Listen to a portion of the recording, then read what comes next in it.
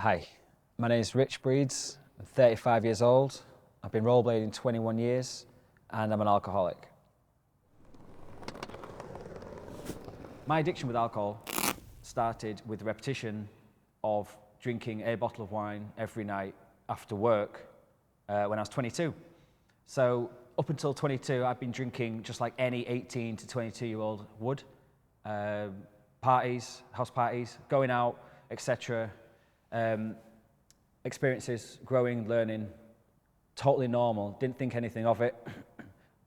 So I started skating aggressively at 14 years old. I was already rollerblading beforehand, what they call recreational skating, and it's the greatest hobby I ever picked up, and I've been a fan of it ever since.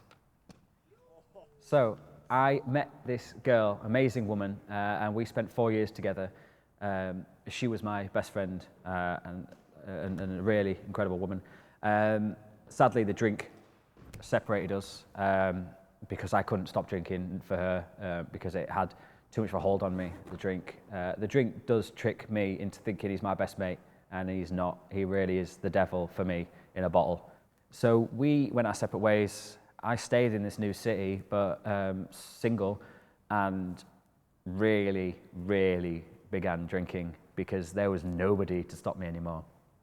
I almost on purpose staged some events, like I became the monster, because the rock star, he was long gone by this point. There was no youthful mid-20s rock star. There was a monster that came out. Because I was a monster, I felt I was horrible. I felt I was some form of beast. It was just, and I was unkept, I was unclean. I didn't think anything of myself anymore. I was a nothing, nothing to give.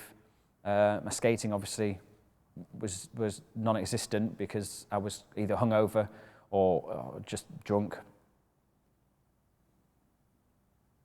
A come down is the loneliest, scariest, most depressing, emptiest place I've ever been.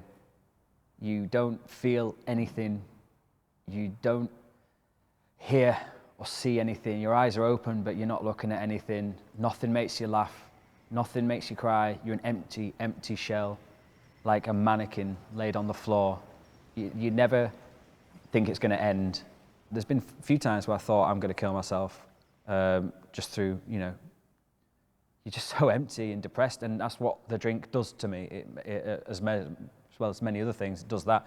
So I decided to hang myself at a skate spot that I'd skated at on my own one time. I'd filmed it, skated this ledge out in the middle of nowhere, and there was this tree, and I thought how beautiful it would be to die there.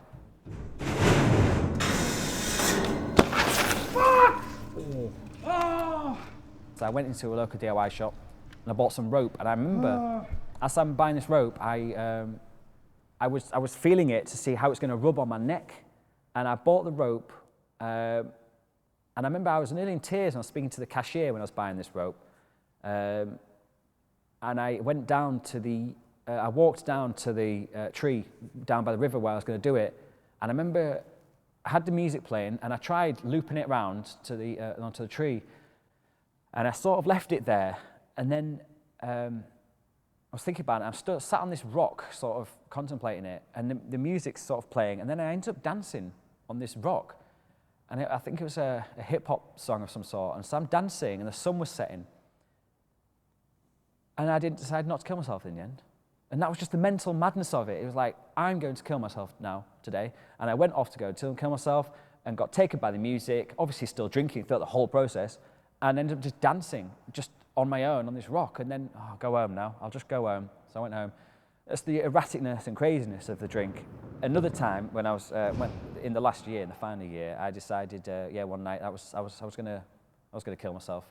So I remember I put on a trilby and some fake glasses that I had, just some fashion glasses, put them on.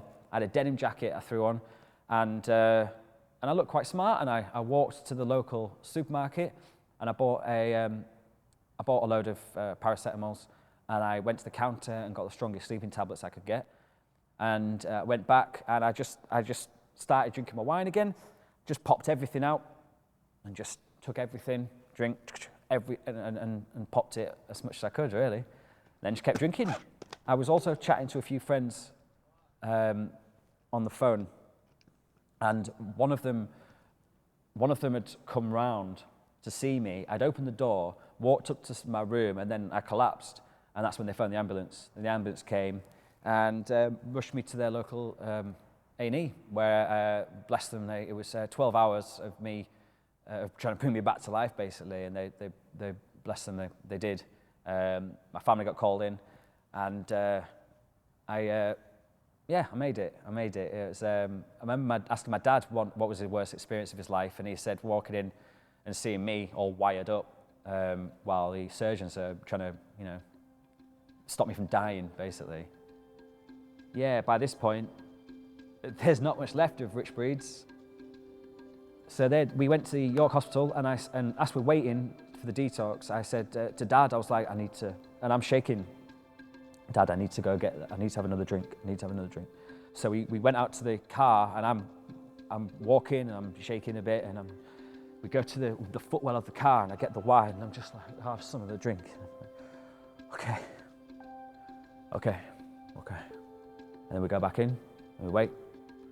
And then finally they put me on the drip with all the vitamins, and for 12 hours was my detox. And that was it. And then I was clean.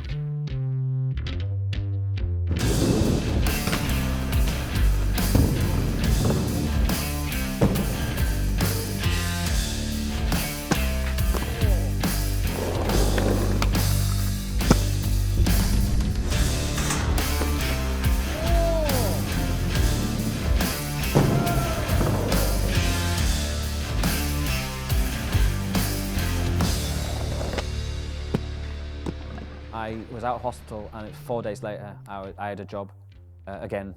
I kept smoking because I needed a vice. I couldn't quit all the vices, and I drank coffee. Turns out I was abusing coffee the way I abused alcohol. So I drank a lot of coffee, and I drank it for the buzz. You know, if I was editing some of my skating, I could have 6, 7 coffees, and a cigarette, and a coffee, and a cigarette, and a coffee, and it was the buzz. And so I've stopped that now because I've realised I was abusing it the way I was. I've stopped smoking as well. So I guess it's sort of onwards and upwards. You just think, okay, well, how much better can you get? The one thing I can say is the last 2 years of my life have been the best 2 years of my life ever. I'm happier than I've ever been. I enjoy life more than I ever did. I live a very pure, innocent, honest life now, where I pay my way in the world, and I do the sport that's been with me longer than that the devil was. A friend of mine, bless him, quoted, he said on one of my recent videos, he said, he doesn't get older, he just gets better, which was really sweet. And that's nice, because everyone was watching me go down into hell, basically.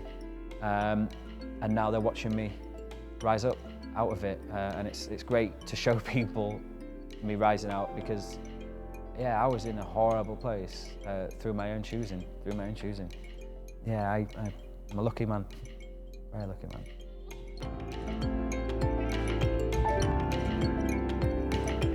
Just trying it, that's what I'm doing. This is not a STEERE thing.